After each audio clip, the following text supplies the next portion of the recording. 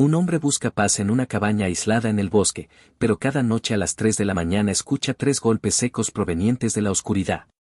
Al instalar cámaras, descubre una figura inmóvil entre los árboles, siempre observándolo. Intrigado y aterrado, sigue los golpes hasta encontrar símbolos extraños tallados en un árbol. Al girarse, la figura está más cerca, inmóvil pero vigilante. Desde entonces, el silencio es más perturbador que los golpes. Ahora, cada vez que mira por la ventana, siente que ya no lo observan desde lejos, sino desde adentro.